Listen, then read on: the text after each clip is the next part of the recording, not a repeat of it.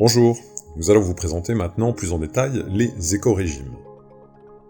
Les éco-régimes reposent sur 3 principes. Le premier, c'est que cette aide est une démarche volontaire de la part de l'agriculteur. Il n'y a aucune obligation pour aller vers les éco-régimes. Seulement, si on ne souhaite pas les avoir ou si on ne respecte pas les conditions, eh bien, on aura 0 € sur ce volet-là. Bien sûr, on pourra bénéficier quand même des autres aides, des DPB, du paiement redistributif ou d'autres aides que je vous ai présentées. Le deuxième principe, c'est que pour bénéficier de ces éco-régimes, il y a 3 voies d'accès possibles. La première, c'est la voie de la certification. La deuxième, c'est la voie des pratiques agricoles. Et la troisième, la voie des IAE, les infrastructures agroécologiques. Et donc le dernier principe, c'est le niveau de paiement. Il y a 2 niveaux de paiement, un niveau de base à 54 € par hectare et un niveau supérieur à 76 € par hectare. On verra tout à l'heure en détail comment atteindre ces niveaux. Il est aussi possible d'activer un bonus qu'on appelle le bonus haie durable pour les voies certification et la voie des pratiques.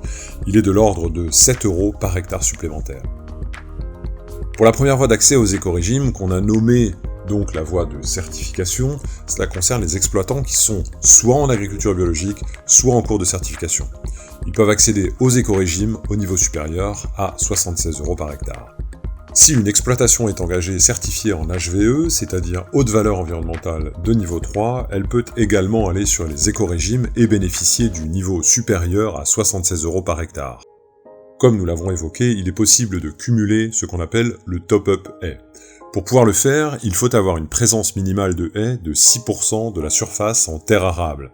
Pour rappel, la surface en terre arable, c'est la surface totale de l'exploitation, moins la surface en travail permanente. Les haies devront alors représenter plus de 6% de la surface totale de l'exploitation et avoir une certification durable des haies avec un cahier des charges à respecter pour rentrer dans les conditions d'octroi de l'aide au top-up haies. Pour la deuxième voie d'accès aux éco-régimes, qui s'appelle la voie des pratiques agricoles, 3 conditions sont à respecter pour rentrer dans cette voie. La première condition, c'est la diversification des cultures. L'objectif de cette voie pratique, c'est d'intégrer certaines cultures à l'assolement et aussi de diversifier l'assolement qui est en vigueur aujourd'hui. Pour respecter la diversification des cultures, il y a des points qui vont être attribués en fonction du nombre de cultures différentes sur l'exploitation, mais aussi de leur surface dans la surface totale de l'exploitation. Le minimum, c'est d'avoir au moins 4 points pour bénéficier du niveau de base à 54 € par hectare. Ensuite, si on veut bénéficier d'un niveau supérieur à 76 € par hectare, il faut au moins 5 points. Dans ce tableau, on a le détail des points qui peuvent être attribués en fonction des cultures présentes. La présence de prairies temporaires et de jachères sur l'exploitation va rapporter des points assez conséquents suivant la proportion de leur présence sur les terres arables.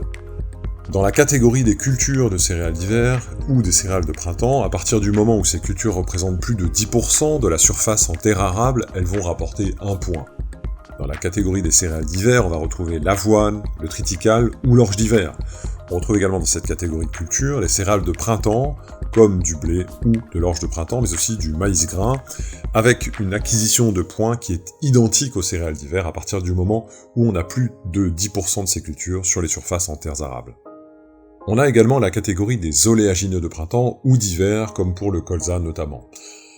En colza par exemple, à partir du moment où on a plus de 7% de la surface en terre arable, on a 1 point. Dans cette catégorie de culture, on ne peut pas aller au-delà de 4 points si on cumule tout. On a aussi une catégorie de plantes fixatrices d'azote. Donc ça, c'est pour la luzerne, le trèfle ou le pois.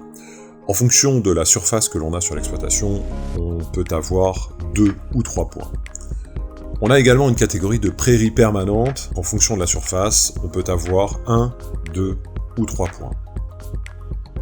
Voilà, c'était donc la répartition des points en fonction des cultures qui sont présentes sur nos exploitations. Je reviens maintenant sur les conditions d'octroi de la voie des pratiques. Donc la deuxième condition, c'est de maintenir en place des prairies permanentes. En fait, il faudra maintenir à partir de 2023 un ratio de prairies permanentes sur son exploitation à hauteur de 80% minimum de notre surface en prairies permanentes si on veut être au niveau de base. Si on veut être au niveau supérieur, il faudra maintenir au moins 90% de nos surfaces en prairies permanentes en 2023. La troisième condition d'octroi de la voie des pratiques, c'est d'avoir une couverture végétale de l'interrang. Donc ça concerne uniquement les cultures pérennes, et notamment en viticulture ou en arboriculture. Donc si 75% des interrants sont couverts, on est au niveau de base. Si 85% des interrants sont couverts, on est au niveau supérieur. Dans cette voie des pratiques, on peut également cumuler le top-up haies, comme c'était le cas sur la voie certification. De même, si on a plus de 6% de haies sur la surface en terre arable et plus de 6% de haies sur la surface totale, eh bien on peut bénéficier de 7 € supplémentaires par hectare, à condition d'avoir la certification durable des haies.